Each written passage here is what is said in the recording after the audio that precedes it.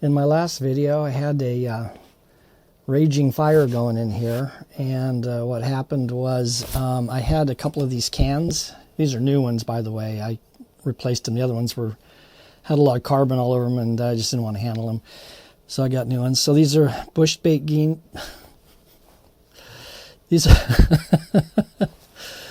are bush baked bean cans, and something I really don't eat, but I went ahead and bought the cans because they were the right size.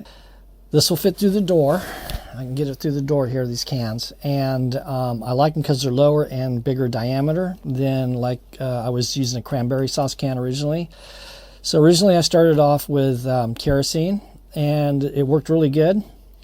I put in about 3/4 of an inch of kerosene in a cranberry sauce can and just lit it on fire down inside. I just dropped a paper towel. I lit a paper towel on fire and just dropped it down in there, and it started and it burned for, I think, an hour and a half, if I recall. And so I didn't have much kerosene. I only had a little bit, so I decided I'm going to go ahead and try diesel, because most people use diesel in their heaters and boats because their engine runs on diesel. So I went ahead and tried diesel, and it worked, but the diesel, it was kind of sooty, and I don't like the smell of it, and so it was kind of a pain. And so I had this raging fire in here. What happened, I had 2 of these cans, and I filled them up pretty full, about to here, almost to the top, and I lit them on fire, both of them. And what happened was they once they got hot, the diesel started to boil, and it boiled out, and went down inside the bottom. Instead of being contained inside of the can, the diesel boiled out and ran down inside the bottom of the stove. And unfortunately, when I built this stove, I have a couple welds down here. The welding on the bottom plate down here, there's a couple pinholes where the diesel was spewing out. So in my previous video, you can see that. And I'm got this raging fire in here now because there's diesel in the bottom, and there's still some wood ash from when I was burning wood in here in the bottom, just a little bit. But between that and the diesel on the bottom, and so it was gushing out, and I had to take a paper towel. So it was still liquid. It wasn't on fire, but fire was raging inside of here. Luckily, the diesel spewing out was not on fire, and so I just kept mopping it up with a paper towel. It wasn't a whole lot, just a little bit was dripping out.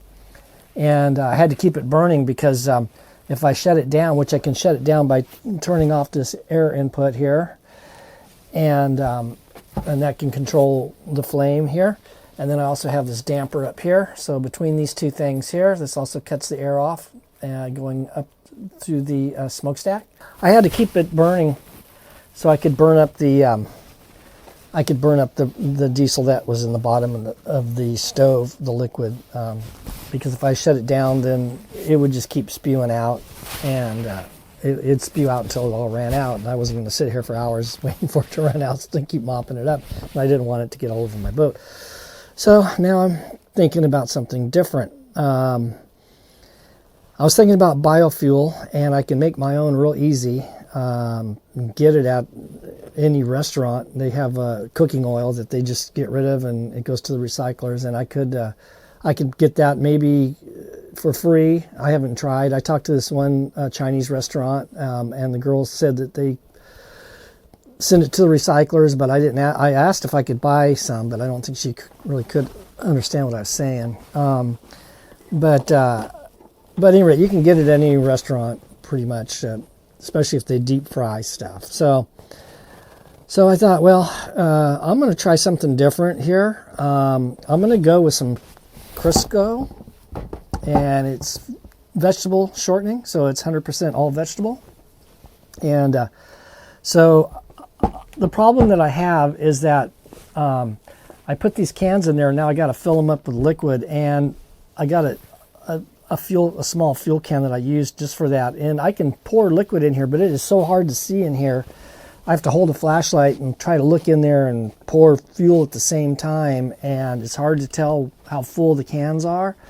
So I'm going to try something a little different here. I'm going to try I'm going to try Crisco. So I'm thinking I can put some Crisco in here, fill it up to where I want it, and then it'll tilt without running out, hopefully, and then I can just put it in and light it on fire. But I'm going to try something different. Again, too, I'm going to use, I got this carbon felt, and what this is it's a flame protection, and it's for welding or using a torch. And this is, they're also called welding blankets, and you can get these, you can order them online, Amazon and stuff, or you can go to a welding shop, and a lot of places will have these bigger sheets of them. And this is a small one, and I got this at Home Depot. So if you want to find these, you go to Home Depot to the plumbing section, and you go to where all the little copper fittings are, and you'll find this there in that area. So you have to go where the copper fittings are, because that's where it's at. And because you use a torch and solder to solder copper pipe together.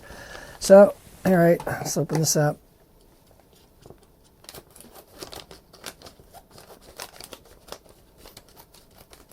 And it's 100% carbon, so it won't burn, and that's why they use it for welding, so it won't start a fire.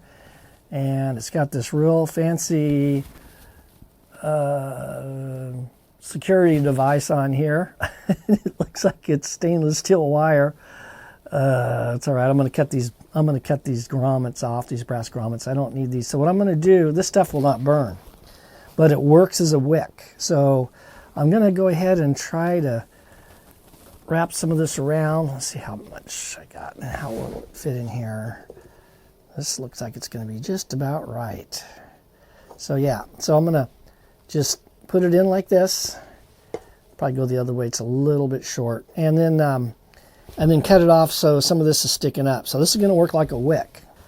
The thing is I don't know how long this is going to burn. The strange thing was, when I first tried this with kerosene, like I said, I put in about 3/4 of an inch in the bottom of a cranberry sauce can. So it wasn't very much. And it burned for an hour and a half. If I recall, it was an hour and a half. So it was only about this full. And it burned for an hour and a half. When I did the diesel, I used these cans, and I fill them up to here. And I put 2 of them in there, that full, because I wanted more heat. And it only burned for 2 hours. That's a big difference from kerosene being this full, an hour and a half, and diesel being this full, 2 cans of it for 2 hours. I wanted this to burn a lot longer because I don't want to have to keep putting in fuel. I want to be able for this to burn a long time. I don't know how long this Crisco is going to burn, but we'll find out.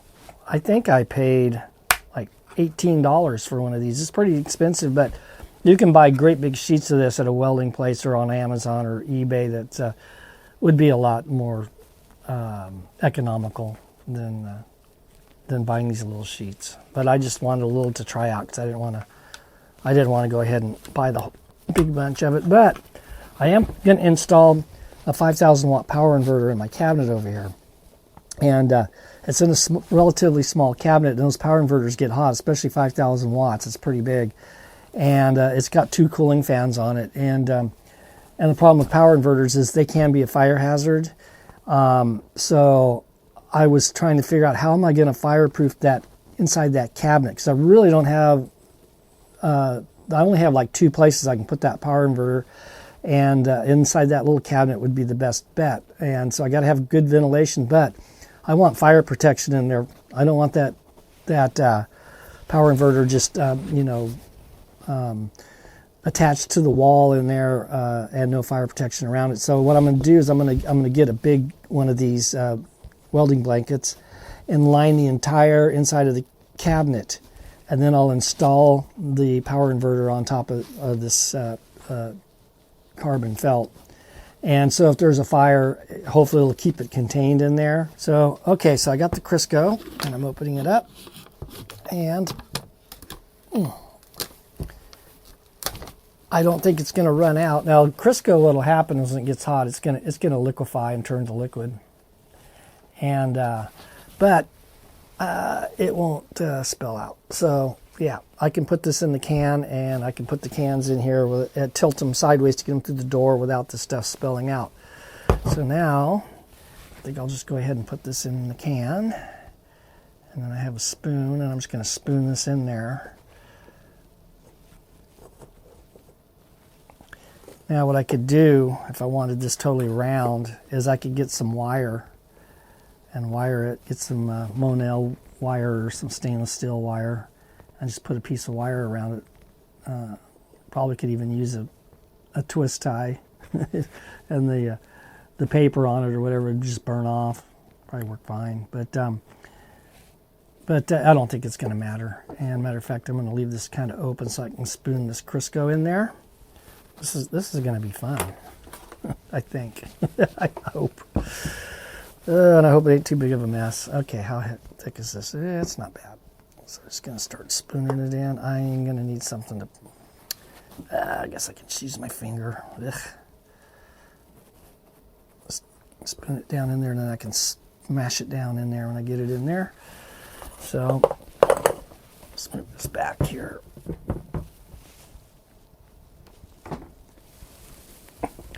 I was a river guide in Oregon, and I did multi-day trips mainly, but on our starts were on Monday mornings, and it was on the Rogue River in Oregon, and it was usually 3, 4, and 5 day trips, and I have to cook for 30 people. So it was not just being a whitewater guide running the rapids, but you gotta, it's a lot more to it than meets the eye. You got to also be a chef, and you also got to be busboy and bellhop, and you got to be dishwasher. And but when we did day trips on like Saturdays sometimes, and I hated day trips. I didn't like doing day trips, and I liked the multi-day trips. And we'd camp out. There was also a lot wilderness lodges that we could stay in, and we were fortunate enough to be able to stay in the lodges. Most of the outfitters weren't allowed to stay in the lodges. You had to be there a long time. Your company had to be there a long time and get to know the lodge owners before they let you in. And so we were doing camp and lodge trips, camp combinations of both. Sometimes we would camp the first night or two and then stay in the lodge the next couple of nights, different lodges. And it's cool because there was several lodges on the river, and most of them, you could only get to them by a boat, and a few of them had airstrips or plane, but that's the only way in. Some of them didn't have there was no roads. Now there's a couple of them you could take logging roads, but they were in such really bad shape, and it would take you like 8 hours in a four-wheel drive to get in, and so it was very difficult. So mainly you'd get in there by boat, and then sometimes by plane, if you can find a pilot crazy enough to fly you in there down a river canyon. And But on the day trips, we would cook fried chicken for the guests, and I had a skillet that was like 3 feet in diameter. I think it was huge, and I cooked on an open campfire, and it'd just be for lunch because it was a day trip, and it was usually really hot outside. It gets hot in Oregon in the summertime, believe it or not, and get up to 105 degrees, and so it was really hot, but to cook the fried chicken, I would use an entire gallon can, bigger than this, of Crisco. People would just, their eyes would bug out when I'm sitting there scooping all this Crisco into that big frying pan, and they're just like, wow. And yeah, so I do have some experience with this stuff. And I'm just smushing it down in there with a spoon and my fingers. And now I'm going to have it's not going to want to wick because it's still a solid. So I'm probably just going to smear some of this on here, and I also have some rubbing alcohol I'm going to pour onto the carbon felt to just get it started. I might pour a little bit down on top of the Crisco. So I don't want to overfill this because, again, I don't want this stuff boiling out. So I think that will be good for starters. Now I don't know if this is going to smoke too much. I hope it doesn't. So okay, so that looks good. So I got it. I'll get some on the outside, but there it is, and that's all there is to it. So what I'm going to do is I will Put this inside. As you can see, I can go in now without spilling anything. I hope this thing burns for like 5-6 hours. I doubt if it will. And I can put 2 of these cans in there, so I could probably fit maybe 4 of these cans in there. So if I run a really hot fire, then hopefully if everything works right, I can cut the air intake down and the flue adjustment down a little and slow the fire down. If I had 4 of these in there burning at the same time, instead of them all raging and burning through the fuel really fast, I could slow them down, then maybe get a real long burn. You know, I'd like to be able to get 6 to 8 hours. So this is where I sit and do editing for my YouTube videos, and it'll be nice just, you know, when it's wintertime and really cold, I can sit here and do my editing and have heat and not have to mess with it. So at any rate, I think this, I don't know how this stuff's going to burn. That diesel, I didn't like burning that diesel. It was smoky and it was smelly, and I have a feeling it was putting off a lot of emissions. And so I'm just going to go ahead and kind of coat some of this inside of this, just the inside, I think, of this felt. And I miss being a river guide. It was a lot of work, though. Every trip, you know, we do mainly like 3, 4, and 5 day trips, and we could take 30 people at once. And so we had several rafts, big, huge rafts. I used to run a Rogue inflatable, so it was 18 feet long. I think it was about 7 feet wide. And we had a bigger raft, Avon Spirit, which was 20 feet. And but we'd get down to the boat ramp, and we put in a place called Grave Creek, and get the boats unloaded and all the gear and all the food and everything sitting there, and every single trip. And then the school bus, that was the shuttle bus for the customers, would pull up, and we get down there around 8, get things ready. And then around 9 o'clock, the school bus would pull up, the shuttle bus, and full of the customers. And so there would be 30 of them, usually. And I'd sit there and look at all this equipment and all these people. And every time I'd say, this ain't going to work. There's no way this is going to work. There's just no way. But we made it work every time. And yeah, it was a lot of work. Okay, so what I'm going to do is I'm going to take a little piece of this felt. I'll take this piece here. And I'm going to take some Crisco. And I'm just going to try lighting the Crisco first and see if I can get a little of this to burn. And then I'm going to put on some rubbing alcohol. If that don't work,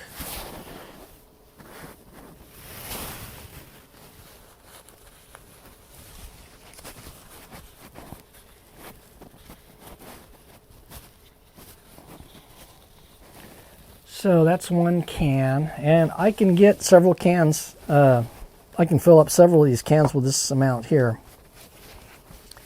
And so this is kind of a medium-sized can. They got smaller cans, and then this is the in-between size, and then there's they do have like gallon size, and they probably even have bigger than that. But okay, let's see if I can get this to light. I don't know if it'll light. Burn. Smokes. That's not good. Yeah, this is going to be hard to light. I can see right now it's not going to go. It's melting, but it's not lighting.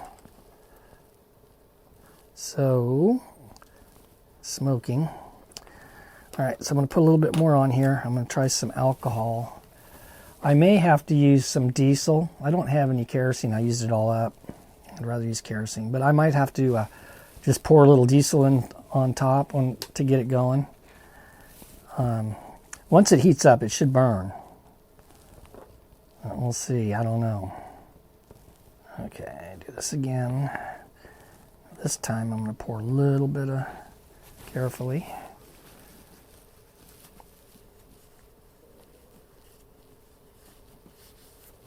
Now, if this was like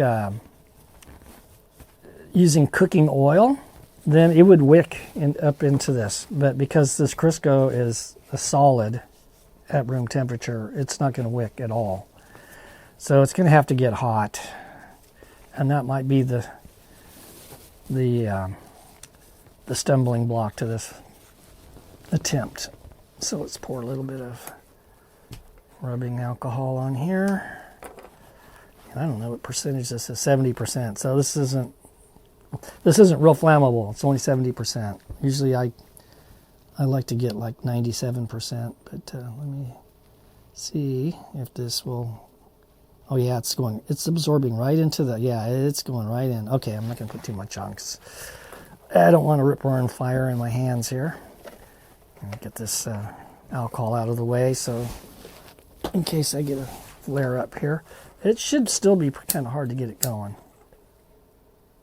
See if I can get it to light. I don't even know if the 70% is going to burn. It's burning. It's going. It's dripping. So it is burning.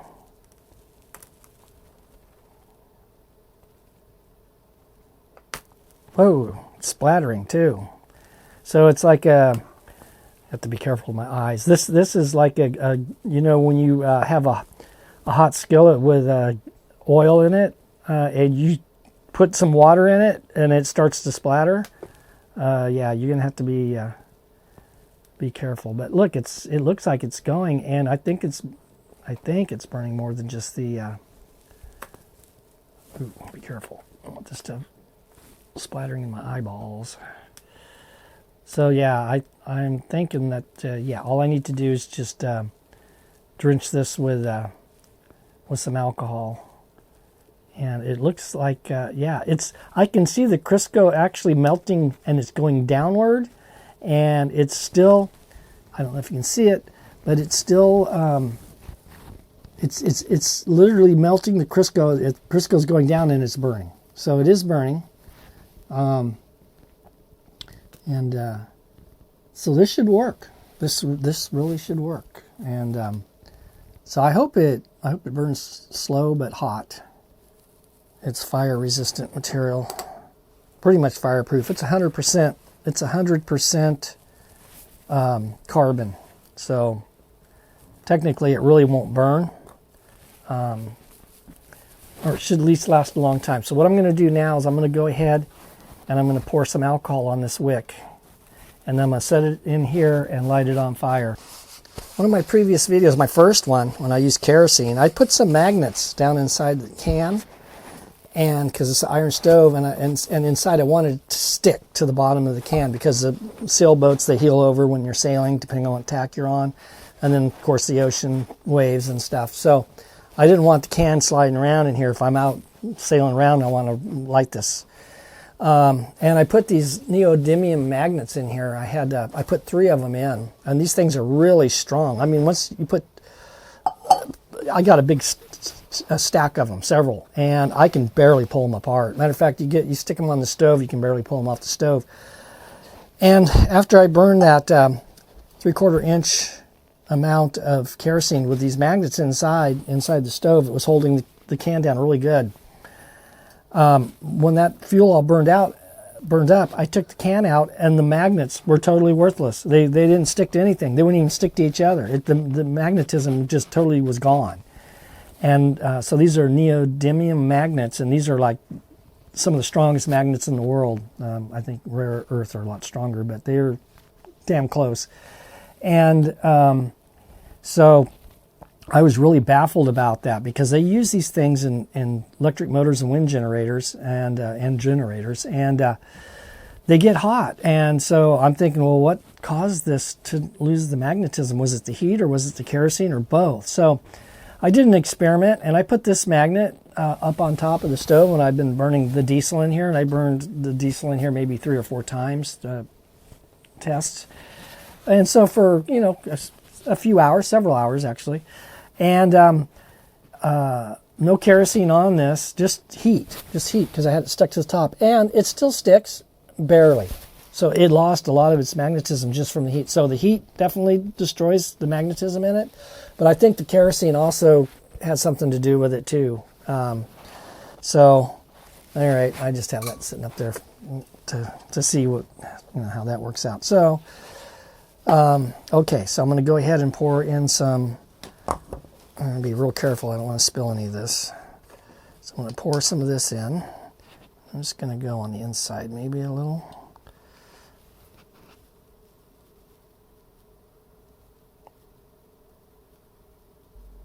This carbon felt really, it works like a wick really well. I'm thinking, I got some kerosene lanterns, and you know, you have to replace the wicks, they burn up. And they're just made out of like cotton, I think, or something like that. And so they burn up, and you have to replace the wicks. Well, I'm thinking about replacing, I'm going to try it on one of my lanterns, kerosene lanterns, and I'm gonna use this carbon felt. It's a little thick. I don't know if I can get it to work in to be able to go into the lantern where you turn the little knob. It might be too thick to go in there. Yeah, it'd be nice to have wicks in my lanterns that never have to be replaced. And if that's the case, I don't understand why they just don't make wicks for lanterns out of carbon felt. Actually, you may be able to get them.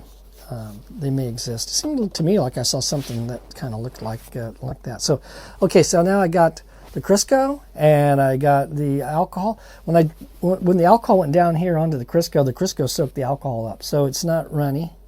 It won't spill out, I don't think, just a little bit. So I should be able to go ahead and put this in here. Now I think I'm gonna use my tongs because there's so much soot inside the stove, and this soot, especially that diesel soot, I can't stand that stuff. I'm be glad to be done with it, but if I touch the inside of this stove, you can see the door here sooted up, and that stainless steel. If I touch that and get that soot on my hands, you can't just wipe it off with a paper towel. It's not going to come off. Matter of fact, you scrub with soap and water and scrub and scrub and scrub, and it barely comes off. So I think I'll use my tongs. I got tongs here I use this for when I was burning wood, and I could poke around in there and move coals around and stuff. So I'm just going to use this to put this in there. Let's see if I can do this without dropping it. So it's going to go right in, and it just fits in, and makes the turn just like that. Now I can use the tongs to get it positioned where I want it, which I want it right in the center. And then I'm going to use a paper towel to light it, so I don't have to stick my hand in there. I'm going to take a little piece of this paper towel and twist it up and light it and see if I can get this to light. It should light. Okay, everything's open. So the door's open and the damper's open. Another thing I'm going to probably need to do, I was getting, the stove was not drawing as good as it used to, and I haven't cleaned the stovepipe ever. And you know, I haven't done a lot of burning with this. I've only had this in here a couple of years, and you know, I burned some wood. Usually I was just using it for cooking, and I can now, if this works, I'll still be able to cook with this fuel and everything that I'm doing here. So I designed the stove so I can cook. I don't understand why people would make a stove like this and have the stovepipe coming out of the top, or you can't even put a kettle on for tea or something. It just doesn't make sense. And when I designed this thing and built it, I wanted to be able to cook. And this bottom part here, this is a 3/4 inch steam pipe. And I built all of this. I welded everything. I welded a plate on here. Then I ground the welds down, so it all looks like one piece. These are pipes that I fit one pipe inside the other. I did buy the stovepipe at a stove shop, which happened to be, everything just worked great. This piece down here is a Chinese wok for cooking Chinese food, and this opens up here. And so I can it'll work like a broiler, and I can put a plate of food down here and warm up some food in it. And so that's a Chinese wok for cooking Chinese food. And then this is a disc blade from a farm implement. I worked in horticulture research and development for 19 years in the Central Valley, California. And so this is one of the disc blades off of a disc for disking fields that we replace the discs. They get wore down. And so we'll have a bunch of these, and people like to take these discs and they hook a pipe to them, either weld it or bolt it, because there's a hole in the center of the disc, and you can make a barbecue out of these things, which is kind of cool.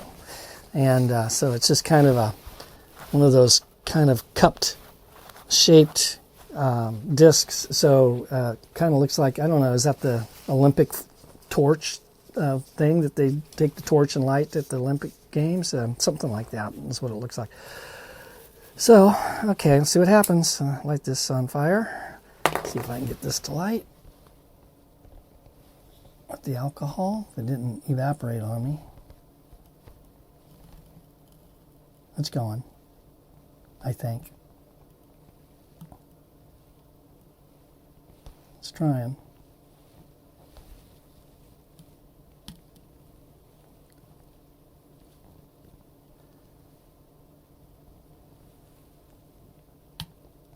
Okay, so I do have popping, so be warned with this.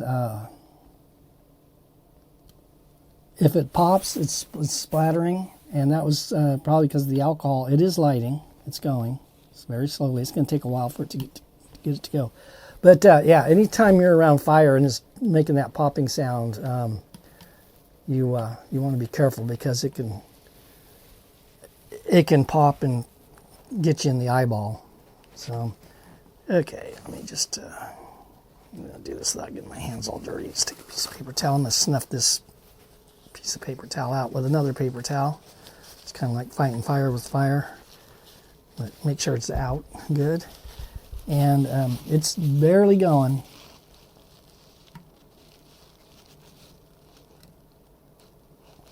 Now once it heats up, the Crisco is going to melt and then it will wick.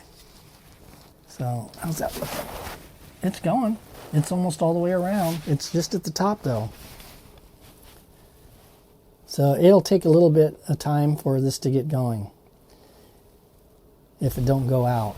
If it goes out, I'm going to have to just pour some more alcohol in there. I got this spoon here. I'll put maybe just a little tablespoon of alcohol, just pour it on the corner. But yeah, it looks like it's just burning up the alcohol, and it's not. I probably should have got more Crisco at the top. Yeah, I don't know if this is. Looks like it's going to go out. So I'm going to go ahead and risk it here and do something kind of not real smart. I'm going to just go ahead. It's on fire in there, but I'm going to go ahead and pour another tablespoon in. So it's contained. Maybe I can get it to go down into the Crisco and catch on fire at the same time. There it goes. Okay, let's see if that'll kickstart it a little bit. I just need the Crisco to catch on fire.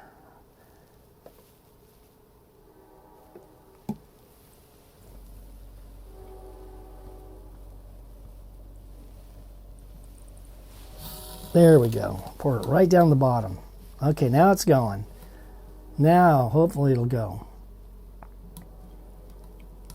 But again, I'm going to be running out of alcohol here. I'm getting down.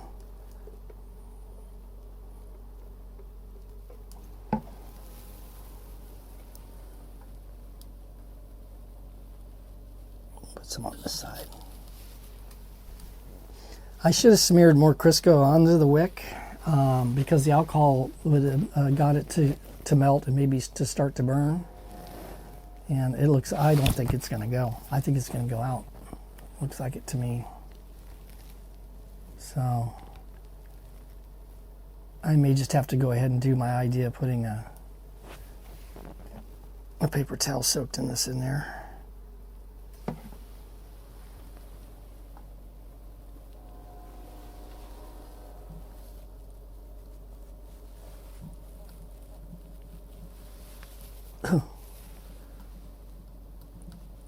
Yeah, my spoon's on fire.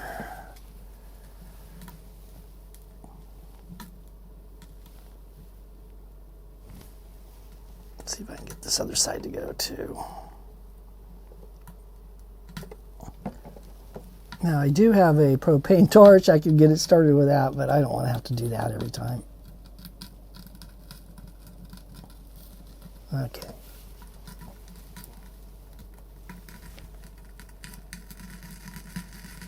Oh, that's starting to sound like it's burning now. And there is Crisco on there that I did smear on there, so it's got to be helping. And let's see if I can feel some heat up here. Yeah, it's starting to get warm. I can keep my hand on it, but I can feel a little heat. I think it's going to go now. So it's just a matter of experimenting with it. And but yeah, it should definitely be. It should take off now. I don't think it's going to go out. It looks like it's definitely going. So now as long as the Crisco don't boil over, and then I have a problem with it going down in the bottom again, like the diesel did, I should be okay. Now these cans, I was worried when I had that diesel spewing out, that I was worried that these were like welded on here. There's a coloration difference a little bit, but they're not welds. It looks like it's all one piece. So I think some of the older cans, some cans might have been welded or soldered, basically, and solder melts with a pretty low temperature. So last thing you want is one of these cans full of liquid and it's on fire. Look at all the soot I've already got on my hands. And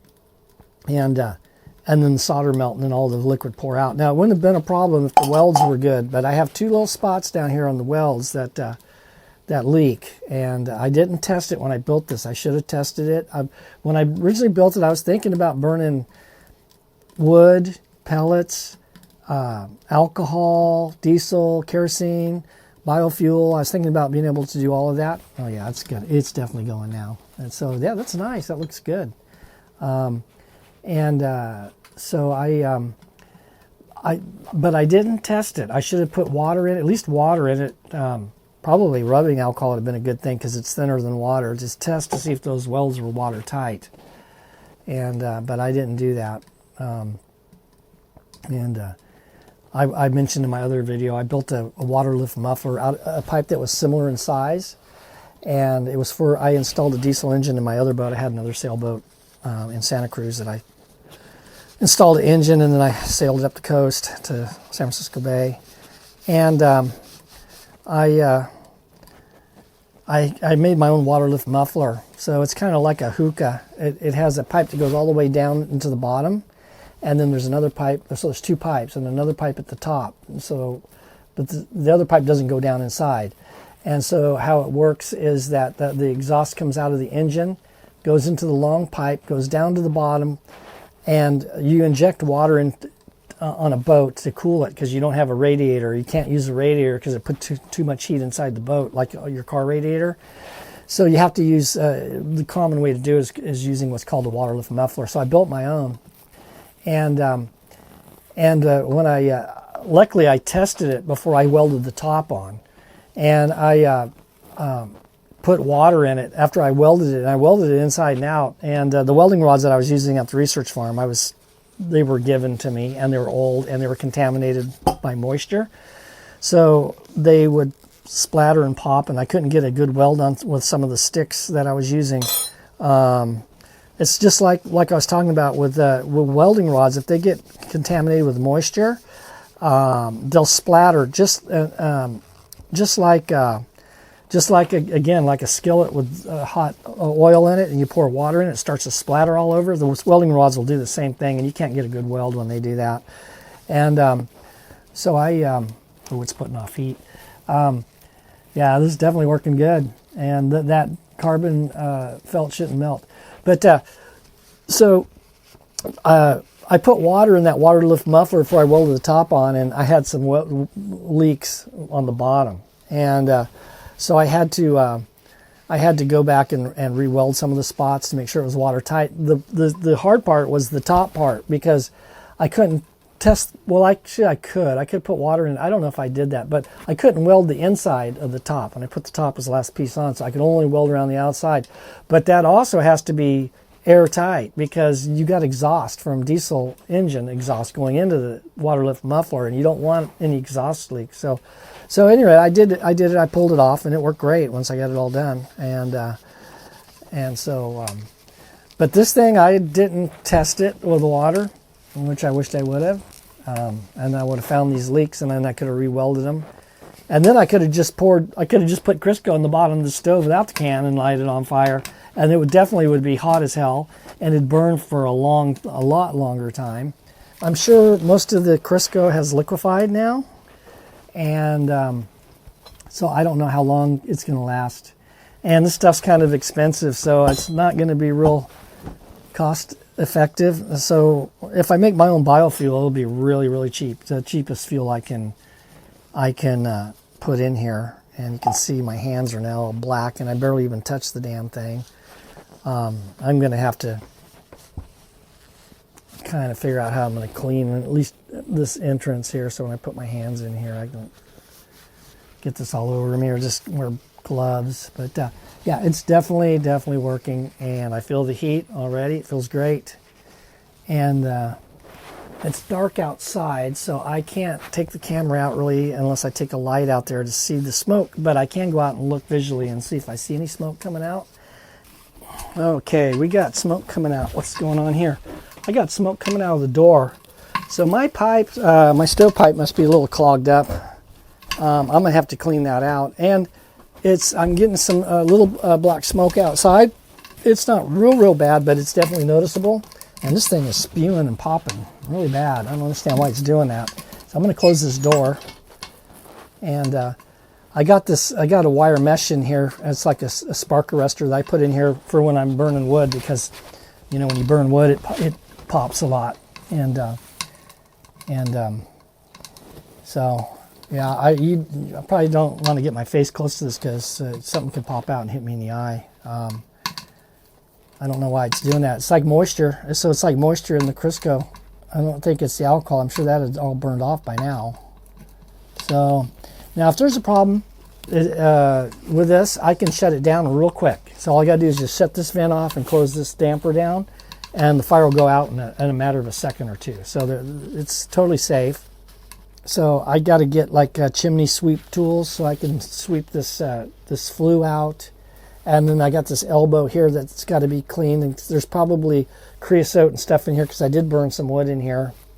Not a whole lot, but I did it, you know, a few times. Probably, I don't know, maybe 10 times I burned wood in the stove. And it's still smoking, and smoke's coming back out of here, which it shouldn't really do, because it's not drawing good. So I think my stovepipe maybe this elbow down here, it's got debris in it, and it's clogged up. So I'll have to take it apart and clean it. I can try getting one of those little cleaning logs. You know, they got those Presto logs that are for cleaning, and you light them on fire and they kind of clean the soot and the creosote out of the stove. I don't know how well they work, probably not very well. But I might try that first and see if that helps before I take it apart, because I'm going to dread taking this apart in here with all that soot. So all I have to do is I'll take the smokestack off the top outside. It just pulls off, and then I can get maybe one of those a sweep for this size pipe, and then sweep it, and then all that stuff's going to fall down to this elbow, and then this elbow will come apart. I can take it apart, and that part I'll dread, because that's when I'm going to get soot dust everywhere. I'll have to probably put a plastic garbage bag around it and tape it all around to try to contain it as much as possible. And then run my vacuum cleaner at the same time while I'm messing with it, just to suck up any dust. Because once you get that dust in here, it's going to be a nightmare to clean. Like I said, it's on my hands here, and I got it pretty clean now. Right now, until I get my power inverter in here, because of my electrical system, I can't. My little heater, it's like, I don't know how many watts, 1,500 or 1,800 watts. And I can run it no problem. But if I want to run my stove and the heater, then my breaker on my electrical panel will shut off. And so I have to do, like if I'm cooking, I have to turn the heat off in here.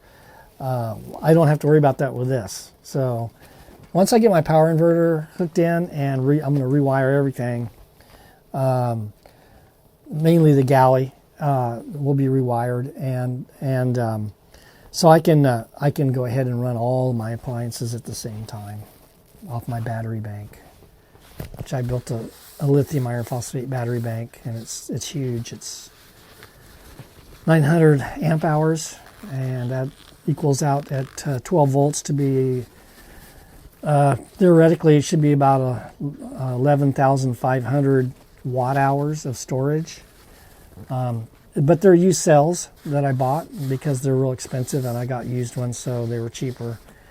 And so they should hopefully at least I'm hoping around 10,000 watt hours of storage. And then I got to get solar panels up eventually, and a couple wind generators I'm planning on putting up. So once I get all that going, then I'll be pretty much off the grid. But when I'm in the marina, I have the grid if I need it, which is what I'm using pretty much now. I use a little battery power for my lights in here, and my fresh water pump that pressurizes the water system. It runs off the batteries. So I don't use a lot of battery power right now, but when I get the power inverter in and I start cooking and stuff like that, running my refrigeration, I can run my refrigeration off the batteries, but I don't have that hooked up to DC, to the batteries. I have it hooked up to the shore power, to AC right now, the refrigeration. And my refrigeration is really efficient. I kind of Frankensteined my own system where I took an Engel cooler, which is like an ice chest with you don't put ice in it. It's like a refrigerator. It's got a compressor, so it was like an ice chest. And Engel, they make like the best, and so I got the best quality I could get. The compressor is made in Japan. It's a swing compressor. It's really good quality.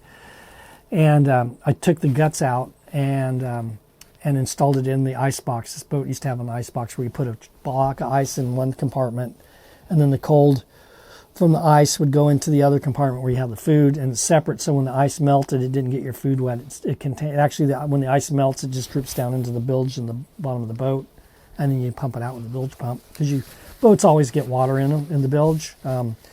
There's no boat ever built that don't get water in. So I don't care how big they build them, they all get water inside.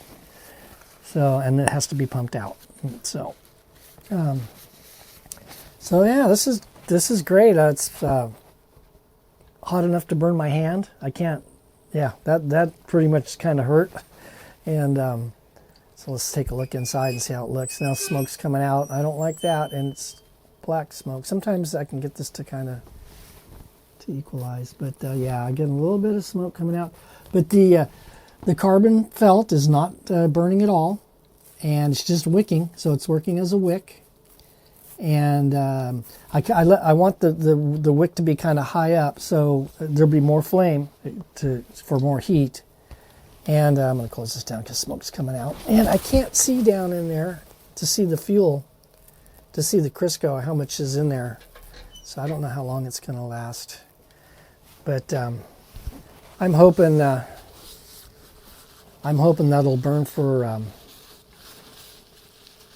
a couple of hours. Hopefully a lot more than a couple. If I can get 4 hours out of it, I would be kind of happy. If I could get 6, that would be really good. And if I could get 8, that would be perfect. Because I only need to really light this up at night, unless it's like really, really cold, a really cold day. But basically, I just need it at night. And I do have my little electric heater right now. And like I was saying in the other videos, this pedestal here, the back's open, so I got ducting. This is my engine box that my engine's in. And so I'm going to put a little fan down here, and it'll suck hot air from the stove down through duct work and then blow it out on the floor, and because you want your heat down low. And so that's part of the plan. And I was talking about in my previous videos, one of the previous videos on the stove, about using thermoelectric modules that if you heat one side and cool the other side, they actually generate electricity and DC voltage.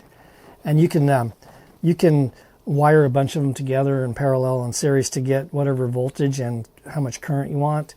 And I was going to mount them on the back of the stove here where it gets really hot. And then that will generate electricity to run the fan. So the fan will be run off the heat from the stove, and that's it. And then when the fire goes out in the stove, the fan will shut off automatically once it cools down. And so I'm going to experiment with that. That'll be a fun project. And if I can get hot air, because all the hot air is rising up here, and it gets real hot here right now it's not that hot because it's only one can burning in here. When I had 2 cans in here with diesel, especially when I had that raging fire, this tile got really, really hot. But there's heat back here, so it's good to suck the hot air down. Yeah, it's good to get the heat down on the floor because heat rises. So, and there it is, and the carbon felt is not burning at all. It's exactly how it was when it was brand new. It's just on fire. That's the only difference. And it's just the fuel that's on fire, not the carbon fiber or It's actually carbon felt.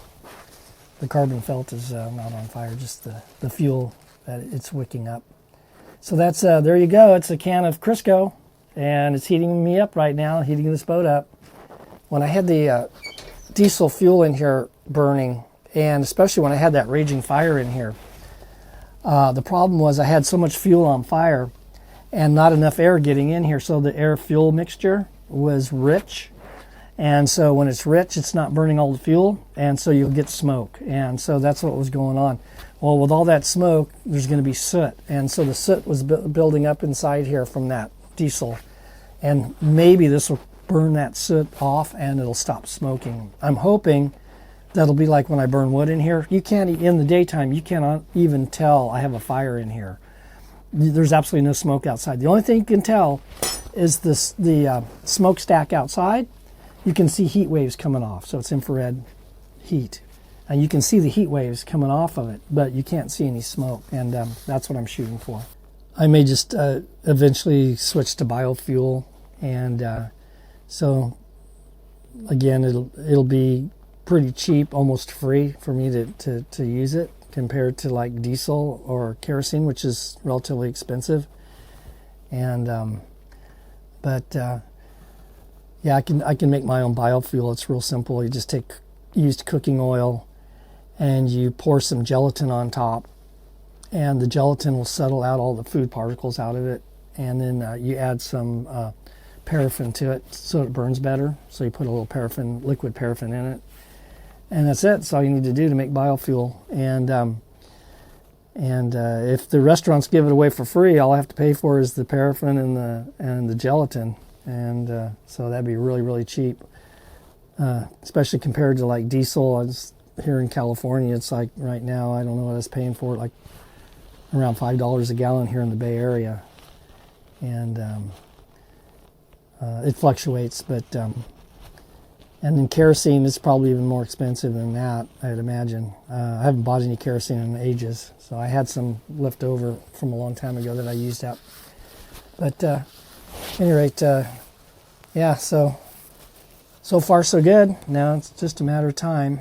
It's been burning now for maybe about a half an hour, and definitely heating up the boat good. So, matter of fact, I may just turn my little electric heater off and just let the wood stove do the work.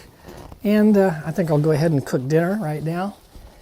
And I'm going to go cook dinner, and it'll be nice having heat on at the same time I cook, because normally I'm freezing in here when I'm cooking, because I have to turn my electric heater off to run my induction stovetop. I have an induction stovetop installed, and I also have a full convection oven that I put in, and so I can cook. I got good refrigeration. I got heat. I got stove, oven, pressurized water. So I got everything I need, and it's I can cook some pretty damn good meals in this galley, and I've cooked several.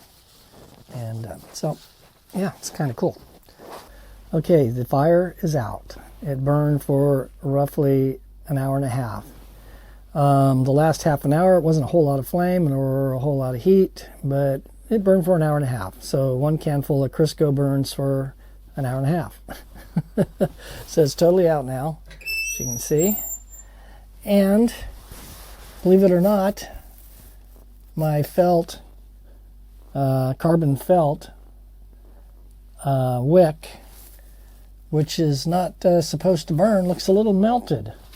It's kind of crumbled up. I don't know if you can see it in there, but it looked like it melted down somewhat. I don't know if I can poke it with a poker and see if it's going to hold together. Let me see if I can do that.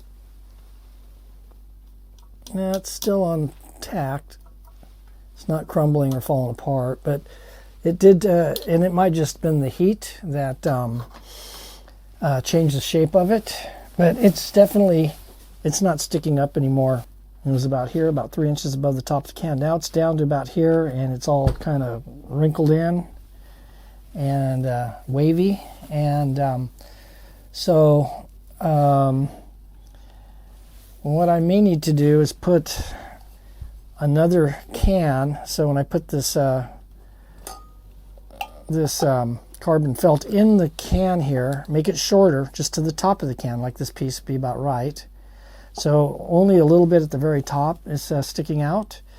And then, so that's going to be on the inside, and then have a smaller can pushing it up against this side of the outer can. So there'll be an inner can, a smaller can. I'd have to find one that would fit in here. I think it looks to me like, let me use this piece, that a regular can could work. Now, if I could get the Crisco not to melt, it would be nice, because in the regular can I could fill it up fuller. But yeah, I think a regular can would fit in here. Matter of fact, let me get a can and see if it'll work. Okay, let's see if this cranberry sauce can will fit inside here between the foam and the other can, and I think it's going to. Yeah, it'll fit. So basically what I probably need to do is that. So anyway, so you can see I got a little bit of the carbon felt sticking up on the top here. So what I do is I go ahead and put Crisco in here, and I might be able to get a little more extra Crisco in here, but again, I have to worry about it boiling over. This will hold the wick, squeeze it together, and might keep it from getting all deformed like it is in there, because it's all just gnarly looking. Another thing I was thinking is as this was burning down, the flame was getting smaller and smaller.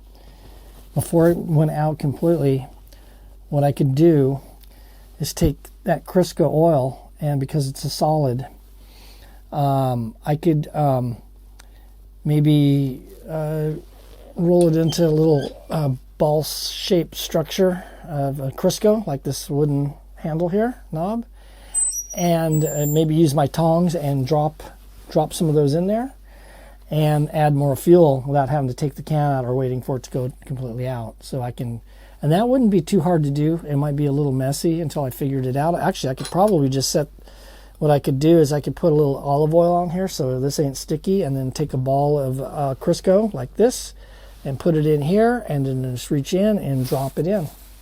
So at any rate, it burnt. That one can burnt for, one bottom can burnt for an hour and a half, and again, it was sticking up about, let's say, at least this high. And then it did deform the felt. It just kind of melted over. I don't know if any of it actually dissipated from the heat and was actually burnt. I doubt it. I think it's just deformed. It just changed the shape. So this definitely kept me warm while it was burning without my electric heater on. So it works pretty good. And but I just gonna have to figure out some way to feed it and keep it going. So I'm gonna have to be messing with it. So every hour and a half, just throw a couple of those in there. A little more Crisco in there, and it shouldn't be too difficult, and hell of a lot easier than waiting for it to. With the liquid fuel, I had to wait for it to burn completely out and then cool down before I could even attempt to put fluid, more liquid in, more fuel. And I just needed to get through a few cold months here, and then I normally don't use the stove really for anything unless I'm cooking and I need a third burner, because I only have 2 burners on my inductant stove top. So so that turned out pretty good. So if you found this video helpful or entertaining, please like and subscribe.